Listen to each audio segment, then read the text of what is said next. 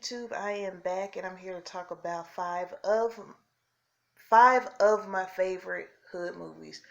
These are not the only ones that I like. These are just five that I want to talk about. First one, Boys in the Hood. Now, this one is just legendary for the simple fact that I feel like it showed America, how life was in the hood, or at least gave you some stories of it. It humanized the characters. Like, you didn't just see people getting shot up, bang, bang, the whole movie. You had a storyline. You saw a young Trey growing up as a young child, his father, furious, his mother, his friends. It add a human depth to the hood. You know what I mean? Instead of just like, oh, everybody's on crack, everybody's shooting each other, blah, blah, blah. Put a lot of people on the map too. Morris Chestnut, I believe this was Ice Cube's first film as well. Cuba Gooding Jr. Like, this movie put a lot of stars out into the forefront that were just up and coming. Moving right along, this is one that I absolutely love. This is South Central. I don't feel like South Central gets enough credit as like being a classic hood film. OG Bobby Johnson goes to prison for 10 years.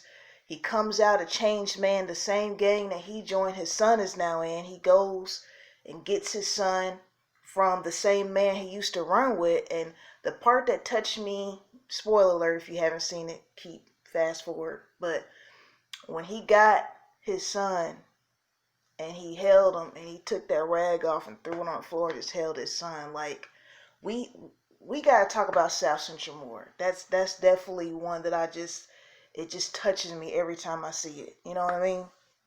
Next on the list, Menace to Society, Larenz Tate's first film. I'm a big Larenz Tate fan. You know what I'm saying? I feel like he doesn't get enough credit as an actor. He's totally underrated. Like, I'm going to talk about in another video about his role in Dead Presidents and how he just changed as the character changed. But Menace to Society, it was good because I feel like Boys in the Hood, it was extremely raw. It went more on like the bad side of hood life. You didn't see too much good happening in the movie. The guy that played Rock, I forgot his name. I think it's Charles Duncan.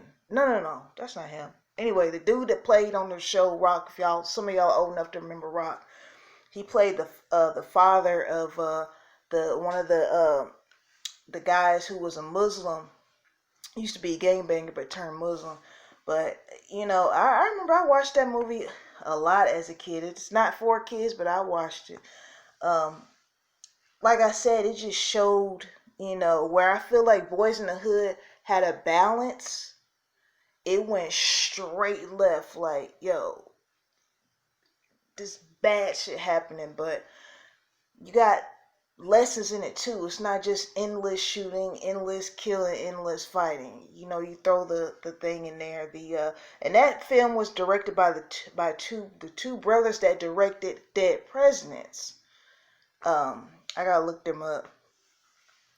All right, next on the list. This is more comedic hood comedy, hood movie. Don't Be a Menace in South Central While Drinking Your Juice in the Hood by the Wayans brothers. It's a spoof on like all the hood movies like Menace to Society, Jews, Boys in the Hood, South Central, and all that. And it's funny because every time I watch this movie, I find something funnier in it. I laugh like it's my first time seeing it every time. You just have to see it if you haven't seen it. I definitely, if you want a good like comedy and you're not really worried about no messages. Speaking of message, you'll see what that is. If you haven't seen that movie, you'll get that part. Me screaming message. Last on the list, I'm moving along kind of quickly because it's late. I'm trying to go to bed. If you haven't seen this and you black, you might want to get your black card. You probably get your black card taken away. This is Friday. And I'm talking about, this is a lot of people's number one hood movie because it's an overall comedy. But I feel like it was original because the whole movie takes place in one day. And my dad was talking about it. He was like, I don't like it because 80% of the movie take place on the front porch. But if you think about it, it takes a lot of creative genius to make a movie that memorable.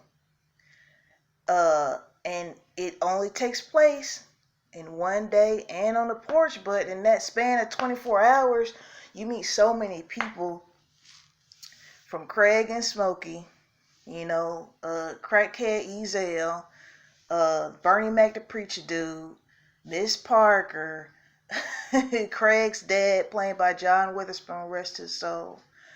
Who else? Felicia, like we still say bye Felicia to this day. That movie came out 25 years ago. So I do feel like Friday has gotten its props, and that was written by Ice Cube and DJ Pooh, I believe his name is. He's the one that was like, my grandmama gave me that chain. He partially wrote the film. So shout out to them for that. But anyways, I am going to lay it down.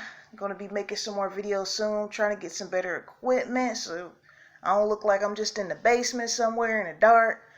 But anyways, y'all have a good night, good afternoon, good morning whenever you watch this. All right, peace out.